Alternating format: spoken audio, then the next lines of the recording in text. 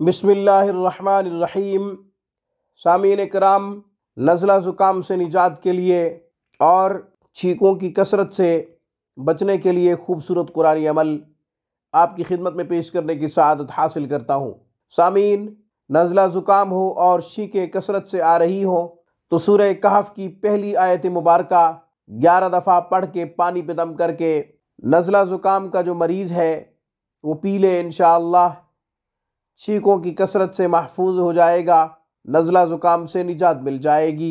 चाय पे, दूध पे या जो भी चीज़ पीना चाहे उस पे भी दम किया जा सकता है। आयत मुबारका ये है, अल्हम्दुलिल्लाहिल्लज़ी अंज़ला अला अब्दिहिल किताबा वलम यजअल लहू इवजा। इस आयत मुबारका को 11 दफ़ा पढ़ना है।